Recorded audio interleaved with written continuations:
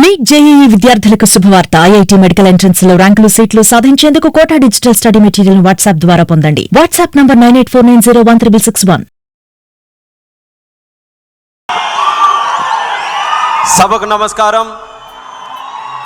స్వర్ణాంధ్రప్రదేశ్ నిర్మాత, నిత్య శ్రామికుడు, నిరంతర స్ఫూర్తి ప్రదాత గౌరవనీయులు చంద్రబాబు నాయుడు గారికి, యువగల రథ సారథి, కార్యకర్తల గుండె చప్పుడుగా కొండంత అండగా ఉన్నటువంటి యువ నాయకుడు సోదరులు లోకేష్ అన్న గారికి, వేదికను అలంకరించినటువంటి తెలుగుదేశం పార్టీ అతర మహారథులు, కుటుంబ సభ్యులు, అలాగే కడపలో మొట్టమొదటిసారిగా జరుగుతున్నటువంటి ఈ యొక్క మహానాడు చరిత్రలో ఎల్లప్పుడూ నిలిచిపోయే విధంగా విజయవంతం చేసినటువంటి మా కార్యకర్త సోదర సోదరీమణులు అందరికీ కూడా మహానాడు వేదిక ద్వారా నా హృదయపూర్వకమైనటువంటి నమస్కారాలు మీ అందరికీ కూడా తెలియజేసుకుంటున్నాను.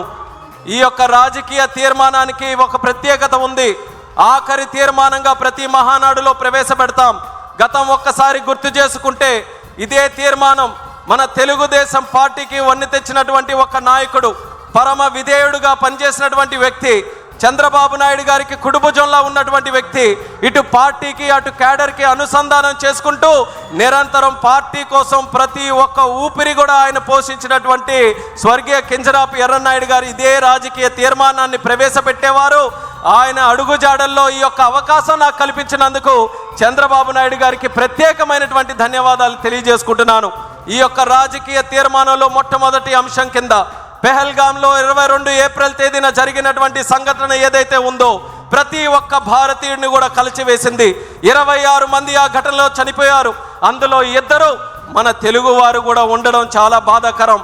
ఆ రోజు జరిగినటువంటి సంఘటన మనం అందరం కూడా తెలుసుకుంటే, ఉగ్రవాదులు కుటుంబ సభ్యులు ముందే అక్కడ ఉన్నటువంటి మగవాళ్ళని హెడ్ షాట్లో వాళ్ళందరినీ కూడా చంపి ఆ ఏడుస్తున్న కన్నీళ్లు పెడుతున్నటువంటి ఆ ఆడపడుచుల ఆడబిడ్డలు అక్కడ చూస్తుంటే, ఆ ఉగ్రవాదు జా మోదీకో బతా అని చెప్పిన తర్వాత మన దేశ ప్రధానమంత్రి ఒక దృఢ నిశ్చయంతో, సాహసంతో, ధైర్యంతో పనిచేస్తున్నటువంటి ముఖ్యమంత్రి ఉగ్రవాదులు ఈ భారతదేశంలో ఒక కార్యక్రమం చేస్తే దాని ప్రతిఫలం, ప్రతిఘటన ఏ రకంగా ఉంటుందో ఒక్కసారి ప్రపంచానికే తెలియజేయాలన్న విధంగా ఎక్కడైతే ఏ దేశంలోనైతే ఆడపడుచులు తాలూకా బొట్టు తుడిపేయాలని చూశారో ఆ బొట్టుకి న్యాయం చేయాలన్న మాటతో ఆపరేషన్ సింధూర్ అని చెప్పి 20 నిమిషాల్లో మన రక్షణ దళాలని పాకిస్తాన్ లోపలికే పంపించి అక్కడ దాక్కుంటున్నటువంటి ఉగ్రవాద స్థావరాలు ఏవైతే ఉన్నాయో 9 ఎంచి స్థావరాల్ని భూస్థాపితం చేసి 81 మంది ఉగ్రవాదుల్ని హతమార్చినటువంటి ఘనత మన భారతదేశం, మన సైనిక దళాలు, రక్షణ దళాలు, వాటిని నడిపించినటువంటి మన ప్రధానమంత్రి నరేంద్ర మోదీ గారు అనేది కూడా తెలియజేసుకుంటున్నాను. అందుకనే మన రాజకీయ తీర్మానంలో మన దేశ ప్రధానమంత్రి గారిని, మన రక్షణ దళాలని, వాళ్ళ వీరత్వాన్ని మనం అందరం కూడా ఈ వేదిక ద్వారా యావత్ తెలుగు జాతి తరపున హృదయపూర్వకమైనటువంటి ధన్యవాదాలు తెలియజేసుకుంటూ ఈరోజు మెసేజ్ ఉగ్రవాదులకి కానీ, ఉగ్రవాదుల్ని సపోర్ట్ చేస్తున్నటువంటి రాష్ట్రాలకు కానీ వాళ్ళందరికీ కూడా క్లియర్ కట్గా పంపిస్తున్నాం. ఏంటనంటే ఆపరేషన్ సింధూర్ ఇంకా ముగియలేదు. ఎప్పుడైనా సరే కండకావరంతో ఎవరైనా ఇలాంటి దాడులు చేసినా, ఇలాంటి కార్యక్రమాలకి పాల్పడినా, అవసరమైతే 10 బాంబులు ఎక్కువతోనైనా సరే రిప్లై భారతదేశం తరపున ఉంటుంది తప్ప వెనకడుగు వేసే పరిస్థితి లేదని భారతదేశం ఈరోజు ప్రపంచానికి ఒక మెసేజ్ ఇస్తుంది.